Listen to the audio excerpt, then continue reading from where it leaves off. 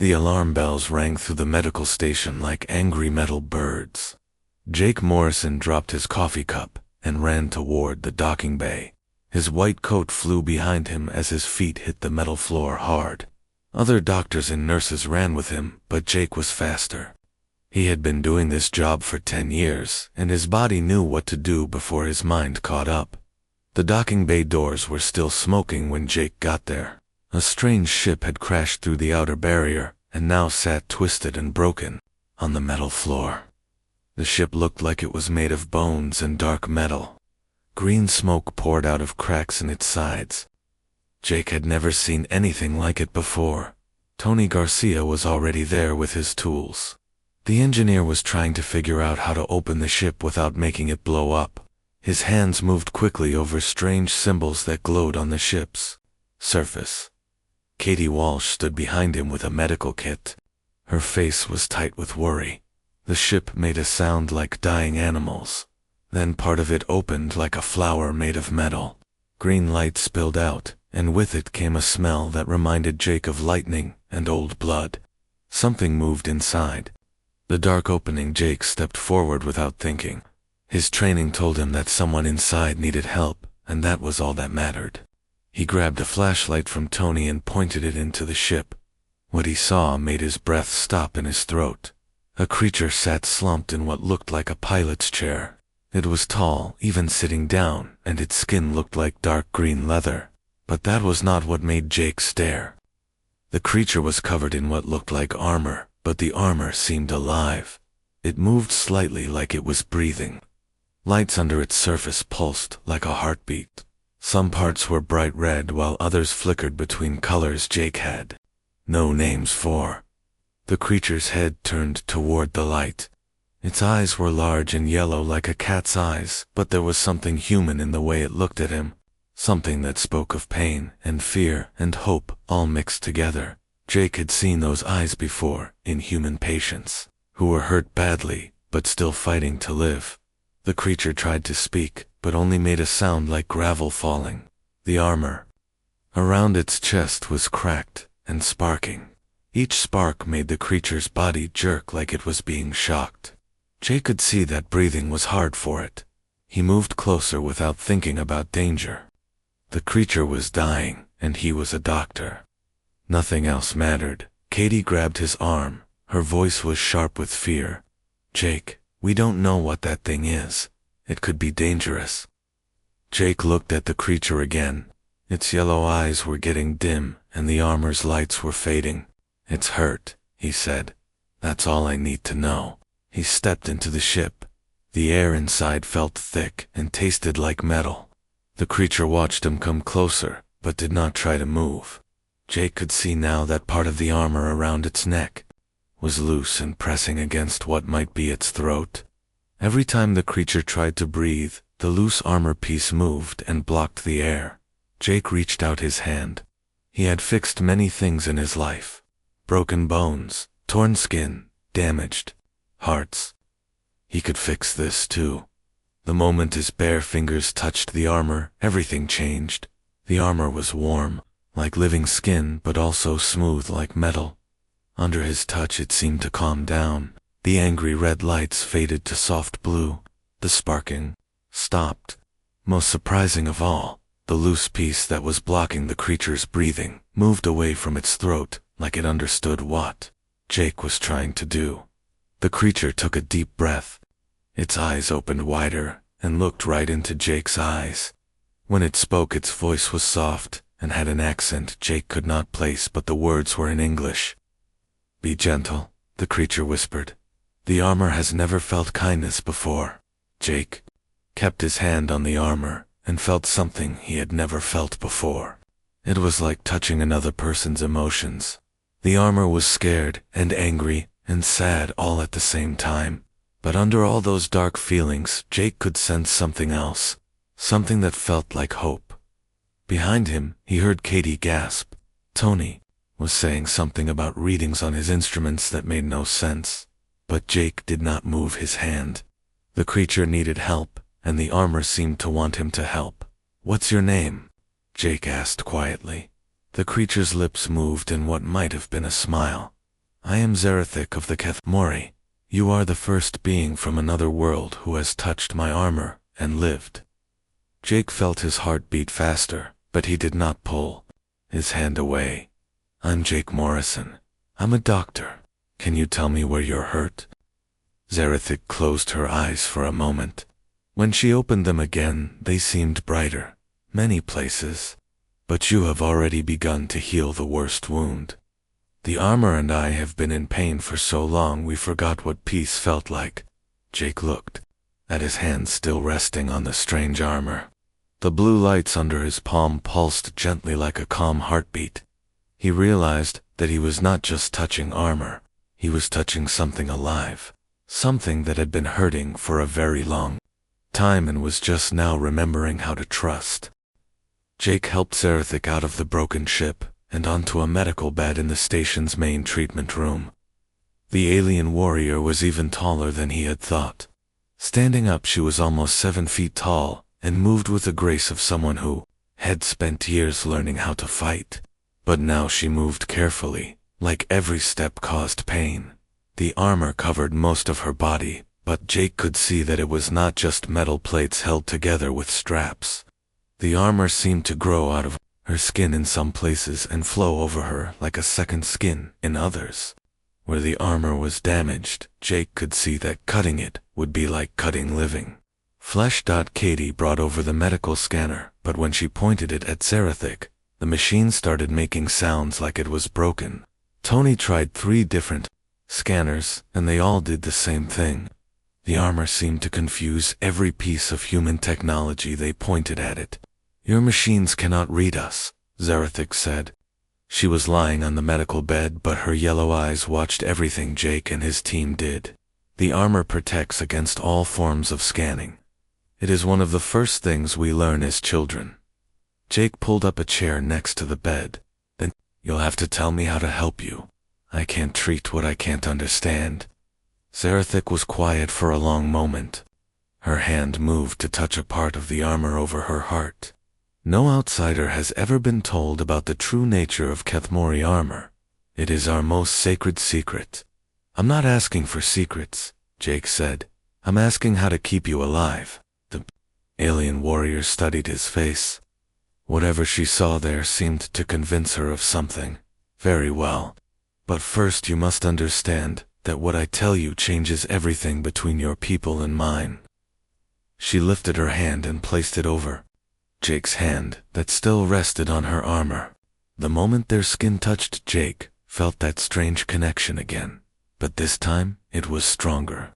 He could feel emotions that were not his own, flowing through his mind like water through a dry creek bed. The armor is not armor as you understand, it, Zerathik said. It is a living being that bonds with us when we are children. We call it Veltar, which means second soul in your language. My Veltar has been with my family for 12 generations. Jake looked down at the armor under his hand. The blue lights pulsed gently, and he realized he was looking at something that had been alive for hundreds of years. It's a symbiont, he said. More than that, Zerathik replied. It shares our memories, our emotions, our pain. Every battle we fight, every wound we take, every moment of fear or anger gets stored in its living memory. After many years of war, the armor becomes hard and aggressive.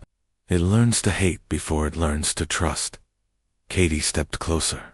Her voice was full of wonder. So when Jake touched it, he showed it kindness for the first time in generations. Zerathik finished. My family's Veltar has experienced nothing but violence and war for over 200 years.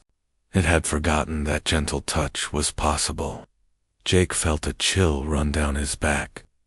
Are you saying this armor has been carrying the trauma of 12 generations of warriors?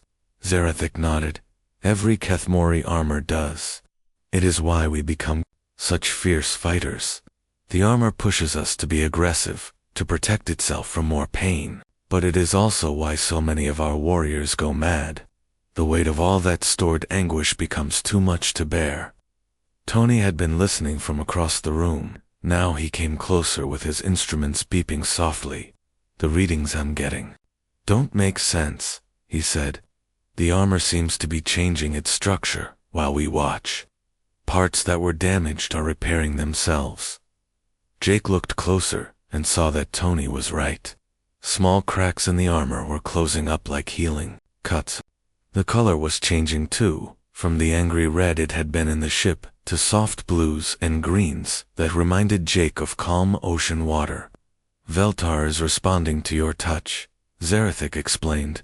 For the first time in centuries, it feels safe. Enough to heal properly. Usually it can only do quick repairs between battles. But real healing requires trust and peace. Why doesn't your own touch help it heal? Katie asked. Zarathik's expression became sad. Because I carry the same trauma it does. We share all experiences, including the painful ones. A Kathmori warrior cannot give their armor the peace it needs, because we have no peace to give. Jake understood now why his touch had been so important. He had not been carrying the weight of generations of war and violence. To the armor he was like cool water to something that had been burning for centuries. There's something else you need to know, Zarathik said. Her voice became serious. Word of what happened here will reach the Kathmori High Command within hours. No alien has ever successfully interfaced with our armor before. Most who try are killed instantly when the armor's defenses activate. But I'm still alive, Jake said. Yes, and that means either you are very special, or my people have been wrong about something fundamental for a very long time. Zara closed her eyes and Jake felt through their connection that she was tired beyond measure. Either way, they will want to test you. Jake kept his hand on the armor and felt its gentle pulsing rhythm. Through the connection, he could sense layers of memory and experience that went back centuries. Pain and fear and anger stacked like layers of stone. But underneath it all was something else. Something that felt like a desperate hope that had been buried but never quite died. What kind of test? He asked. There are other warriors whose armor has driven them to madness, Zarathik said, without opening her eyes. If you can heal them the way you are healing me, it will change everything for my people. But if you fail... She left the sentence unfinished. Jake looked at Katie and Tony. They both looked worried but determined. They had worked together for years and had faced difficult situations before, but nothing like this. How long do we have? Jake asked. The High Commander's ship will be here in 2 days, Zarathik replied. Until then, Veltar and I are in your care. Jake nodded and settled back in his chair. His hand remained on the armor, maintaining the connection that was slowly healing centuries of pain. He had 2 days to figure out how to save not just one alien warrior, but possibly an entire civilization that had forgotten how to be gentle with itself. The Kathmori command ship arrived exactly when Zarathik said it would. Jake watched through the station's main window as the massive vessel approached. It looked like a metal mountain covered in weapons and glowing with the same strange lights he had seen in Zarathik's armor. The ship was beautiful and terrifying at the same time. Hi, Commander. Dakvar was older than Zarathik, and his armor was darker. The lights under its surface moved like angry storm clouds. When he walked into the medical bay, Jake could feel the weight of authority and old pain that surrounded him like a heavy cloak. 3 other Kathmori warriors followed behind him, but they stayed near the door. Vekvar stopped in front of Zarathik's bed and spoke in their own language. His voice was deep and careful. Zarathik answered in the same language, but Jake noticed that she kept one hand resting on his arm. The connection between them had grown stronger over the past 2 days, and now Jake could sense her emotions even when they were not touching directly. She was afraid, but trying not to show it. The High Commander wants to see proof of what happened, Zarathik translated. He does not believe that a human could interface with Kathmori armor without being killed. Jake looked at Dekvar's armor. Unlike Zarathik's, which now pulsed with calm blue and green lights, the High Commander's armor showed only deep reds and angry purples. Jake could feel hostility radiating from it, like heat from a fire. May I? Jake asked, reaching toward Dekvar's arm. The High Commander stepped back quickly. His hand moved to a weapon at his side. "Do not presume, human." But Jake had already learned something important. Even from 3 feet away, he could sense the armor's emotional state. Vekvar's armor was not just hostile. It was in pain. Deep, constant pain that had been building for decades. "Your armor hurts," Jake said quietly. "It has been hurting for a very long time." Vekvar's yellow eyes widened. "How could you know that?" "Because I can feel it from here," Jake replied. "The same way I could feel Zarathic's armor when I first touched it. Your armor is carrying too much pain and anger. It's making you sick." The High Commander looked at Zarathic, then back at Jake. "Impossible. No alien can sense armor emotions." Jake stood up slowly. "Let me show you." He reached out his hand. Again, but this time he moved very slowly and kept his voice gentle. "I won't hurt you or your armor. I just want to help." For a moment Jake thought Vekvar would refuse, but then the old warrior extended his arm just enough for Jake to touch. The armor plating on his forearm. The moment Jake's fingers made contact, he almost pulled back. Vekvar's armor was like touching a raw wound. Decades of battle memories flowed through the connection. Pain and loss and fury stacked so high that Jake wondered how anyone could carry such a burden and remain sane. But under all that trauma, Jake sensed something else. The same desperate hope he had felt in Zarathic's armor, a part of the living symbiont that still remembered what peace felt like and wanted it back. Jake closed his eyes and tried to project the same gentle calm he had shared with Zarathic. He thought about quiet mornings and soft rain and the feeling of helping someone heal. Slowly, very slowly, some of the angry red lights in Vekvar's armor began to shift toward softer colors. Vekvar made a sound like he was choking. When Jake opened his eyes, he saw that the High Commander was crying. Tears ran down his green-scaled cheeks as his armor continued to change colors. "I had forgotten," Vekvar whispered. "I had forgotten what it felt like not to be angry." Jake kept his hand on the armor for another minute before stepping back. Vekvar's armor still showed mostly red and purple, but there were now threads of blue and green mixed in. It was a start. "You have proven yourself," Vekvar said. His voice was shaky, but determined. "But there is more we must ask of you. I have brought 3 warriors, whose armor has driven them beyond the reach of normal help. If you can heal them, the Kethmori Council will consider humans worthy of our deepest trust." The 3 warriors were brought in one at a time. Jake had never seen anything so heartbreaking. The first was Morden. His armor had turned completely black, and it moved constantly, like it was trying to fight invisible enemies. Morden himself seemed trapped inside it, his eyes wild and unfocused. When Jake tried to approach, the armor lashed out with metal spikes that appeared from nowhere. "He has been in permanent battle rage for 6 months, Vekvar explained. "His armor believes every moment is combat, and will not let him rest or eat properly." Jake studied the situation. He could not get close enough to touch Morden's armor without getting hurt, but he remembered something Zarathic had told him about armor memories being shared. Maybe he did not need to touch Morden directly. Jake sat down on the floor 10 feet away from the raging warrior. He placed his hands on the ground and closed his eyes. Instead of trying to project calm toward Morden, he tried to send it through the station itself. Metal was a conductor, and maybe he could use that. It took 20 minutes, but slowly Morden's armor began to respond.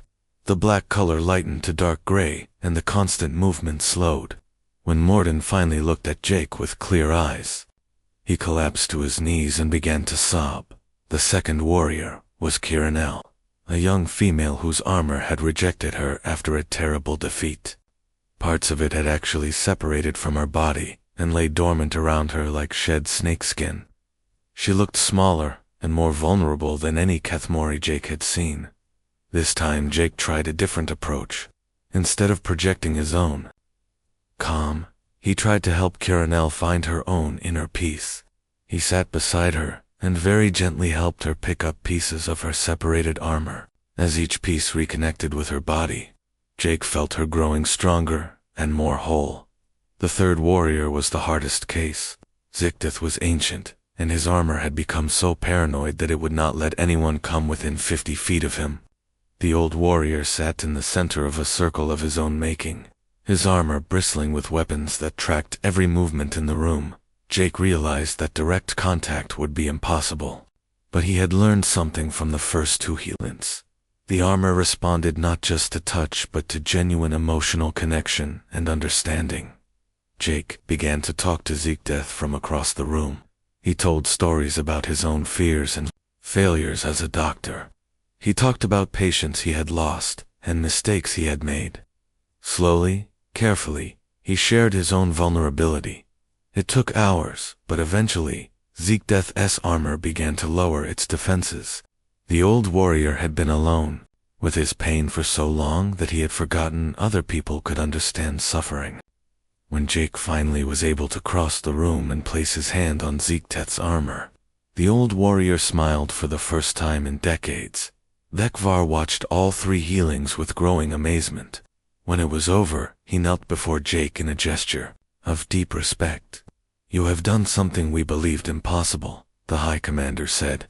"You have reminded our armor what gentleness feels like. But there is something you must know. We face an enemy that feeds on pain and fear. If your healing methods can work in battle, you may have given us the key to victory in a war we have been losing for centuries." That night, Zarethik asked Jake to walk with her through the station's observation deck. Her armor now glowed with soft colors that reminded Jake of sunset on Earth. The healing process had changed her in ways that went beyond the physical. She moved with a grace that seemed more natural, less like a weapon, and more like a person who had remembered how to be at peace. They stood together looking out at the stars. The Kethmori command ship hung in space nearby, its lights no longer seeming as threatening as they had that morning. Jake could see smaller ships moving between the command vessel and the medical station. Word of the successful healings was spreading quickly through the Kethmori fleet. "There is something I must tell you," Zarethik said. "Something that will help you understand why what you have done is so important." Jake waited. Over the past few days, he had learned that Zarethik chose her words carefully, especially when she was about to share something painful. "My people were not always warriors," she began. "Long ago, before the Great War began, we were a peaceful species. Our armor was not for fighting, it was for sharing." She touched the armor over her heart, and Jake felt an echo of very old memories through their connection. Images flowed through his mind of Kethmori cities filled with gardens and art. He saw families walking together with their armor glowing in gentle patterns that seemed to communicate emotions without words.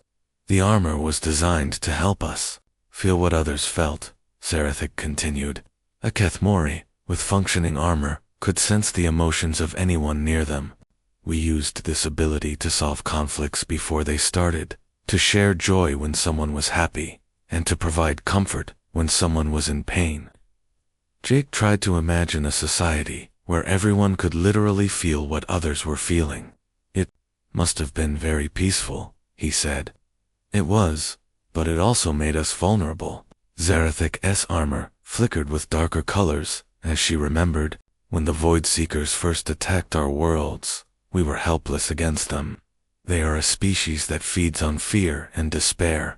Our empathic abilities made us perfect victims because we could not help but feel the terror they wanted us to feel." The images in Jake's mind changed to show burning cities and Kethmori fleeing in panic. He saw the Void Seekers for the first time through Zarethik's ancestral memories. They looked like moving shadows with too many teeth and eyes that glowed with hunger for suffering. "We faced extinction," Zarethik said. "Entire worlds fell to them in days. They would land on a planet and spread fear like a disease. Our armor would pick up that fear and amplify it until whole populations died of terror before the Void Seekers even reached them." "But you survived," Jake said, double quotes. Yes, but at a terrible cost. Zarathik turned away from the window to face him. Our leaders made a choice. They reprogrammed the armor to block empathic connections instead of enhancing them. They turned our greatest strength into a weapon and taught us to suppress our natural compassion. Jake felt a chill as he understood. You weaponized your empathy. We learned to use our armor to project fear and anger instead of comfort and understanding. It saved our species, but it cost us our souls. Within a few generations we had become the very thing we once would have pitied. Warriors who fought not from love of what we protected, but from hatred of what we fought. The pieces were falling into place in Jake's mind. That's why the armor carries so much trauma. It remembers what it used to be.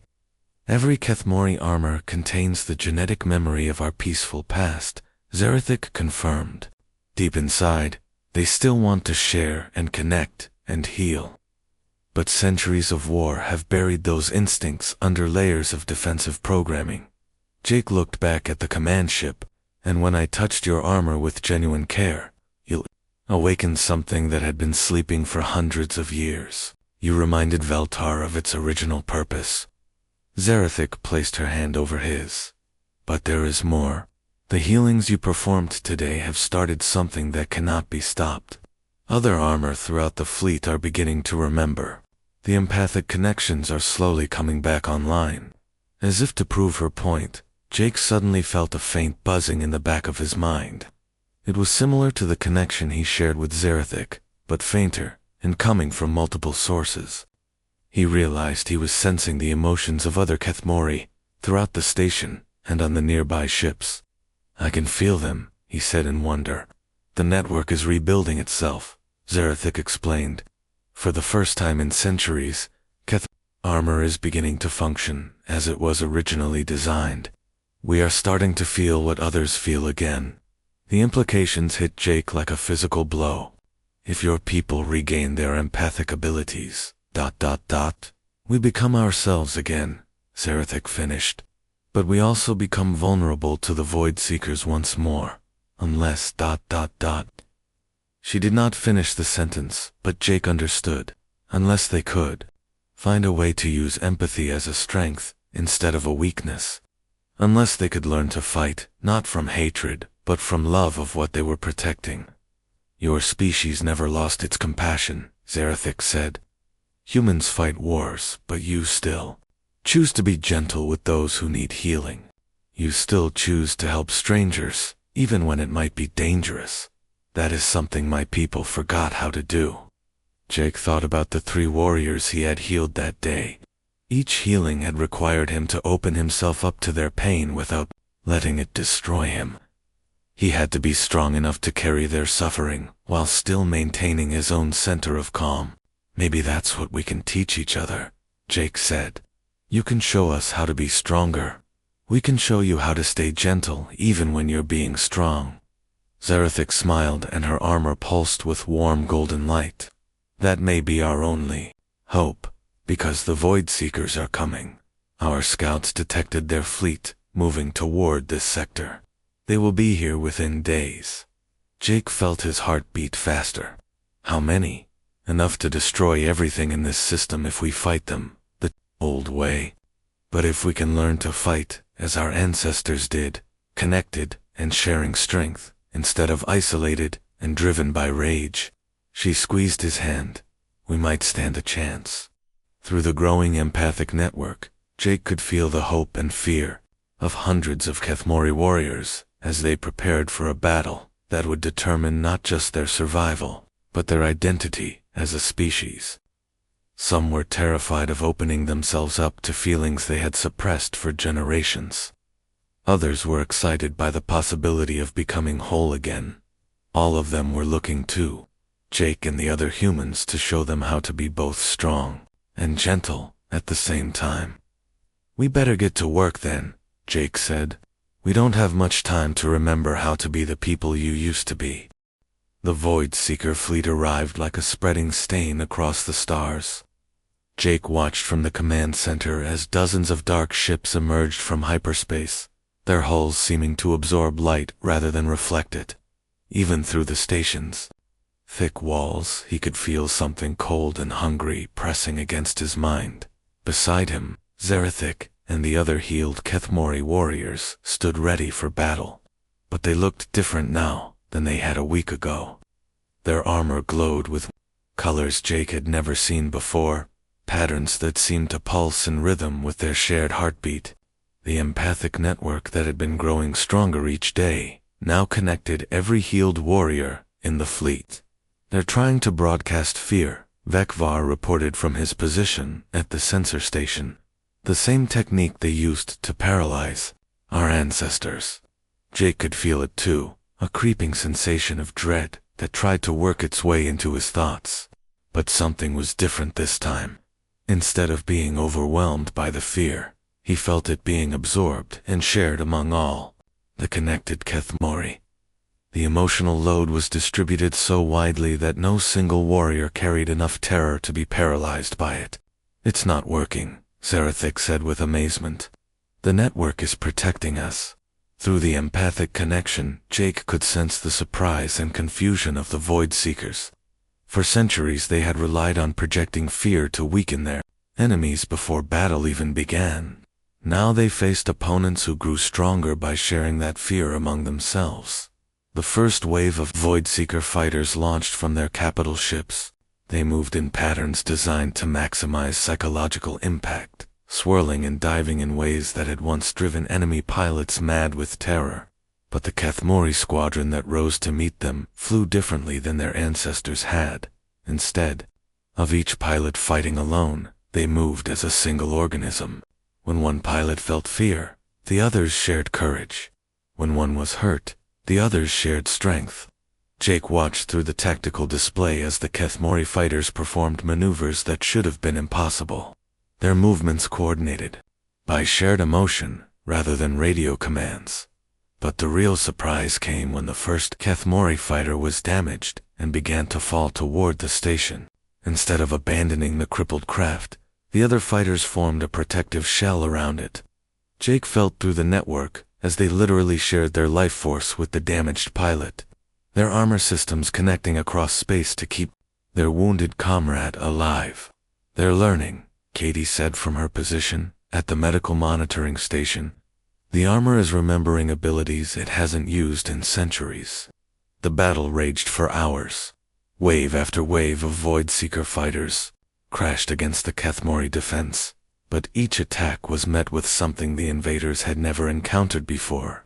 Warriors who fought not from rage or desperation, but from love of what they were protecting. Jake found himself at the center of the empathic network, helping to coordinate the emotional flow between hundreds of connected minds. It was exhausting work, requiring him to stay calm and centered while battle raged around him.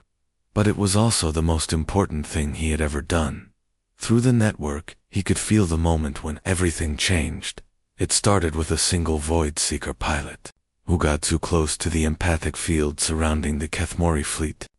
The pilot was used to feeding on fear and despair, but instead of those familiar emotions, it encountered something it had no defense against: pure, unconditional compassion. The Void Seeker's ship began to shake as its pilot experienced an emotion it had never felt before. Instead of the hunger that drove its species, it felt the desire to protect and nurture. The ship's weapons powered down, and it began to drift aimlessly. Other Void Seeker pilots noticed the change and tried to destroy their affected comrade, but it was too late. The empathic field was growing stronger, and more Void Seeker ships were being caught in its influence. They can't handle positive emotions, Zerathik realized. Their entire biology is based on feeding negative feelings. Love and compassion are literally poisonous to them. Jake felt a surge of hope through the network. Then we don't have to destroy them. We can heal them. What followed was unlike any battle in recorded history. Instead of trying to kill their enemies, the Kethmori began projecting healing energy toward the Void Seeker fleet. Warriors who had spent centuries learning to spread fear and anger now remembered how to share peace and understanding. The effect on the Void Seekers was dramatic. Ship after ship began to power down as their crews were overwhelmed by emotions they could not process. Some tried to flee but found their drives failing as the empathic field disrupted the hatred that powered their technology. The largest Void Seeker ship, a massive dreadnought that had been spreading terror across the galaxy for decades, began to change color as the healing energy reached it. Its black hull lightened to gray, then to silver, and finally to a soft white that reflected the stars like mirrors. Through the empathic network, Jake felt the moment when the Void Seeker fleet commander experienced compassion for the first time in its existence. The alien mind was so overwhelmed by the unfamiliar emotion that it completely shut down its aggressive systems and sent out a signal of surrender. In the aftermath of the battle, Jake stood in the docking bay, watching as the first Void Seeker prisoners were brought aboard the station. They no longer looked like the terrifying shadow creatures from Zerathic's memories. Exposure to the empathic field had changed them, revealing the scared and hungry beings they had always been underneath their armor of hatred. "We will need to teach them," Zerathic said, her armor glowing with soft satisfaction. "They have forgotten how to feel positive emotions. It will take time for them to learn." Jake nodded. "And we'll need to teach your people too. How to stay connected without losing yourselves. How to be strong and gentle at the same time." Vekvar approached them, his armor now showing colors Jake associated with deep contentment. "The High Council has made a decision," the commander announced. "Humanity will be offered full partnership in the Kathmori Confederation. Your species has reminded us who we used to be and shown us who we could become again." Through the empathic network, Jake could feel the emotions of Kathmori throughout the fleet. Hope was the strongest feeling. But there was also gratitude in something that felt like coming home after a very long journey. Katie and Tony joined them in the docking bay, both looking tired but happy. "So what happens now?" Katie asked Jake. Looked out at the stars where human and Kathmori ships now flew together in formations that would have been impossible a week ago. In the distance he could see Void Seeker vessels being escorted to rehabilitation facilities where they would learn to feel emotions other than hunger and hatred. "Now we build something new," Jake said. "A galaxy where strength and gentleness aren't opposites. Where being able to fight doesn't mean forgetting how to heal." Zerathic placed her hand on his arm, and through their connection, he felt her armor's contentment. Veltar had finally found the peace it had been searching for across 12 generations of warriors. The living symbiont pulsed with colors that spoke of hope for the future, and gratitude for the human who had reminded it what kindness felt like. "The armor remembers now," Zerathic said softly. "All of them remember what we were meant to be. Warriors who fight to protect love, not destroy it." Jake smiled and squeezed her hand. Around them the empathic network hummed with the shared emotions of thousands of beings who had learned that the greatest strength came not from building walls around their hearts, but from opening those hearts wide enough to hold the pain and joy of others. The galaxy would never be the same, and that was exactly what it needed.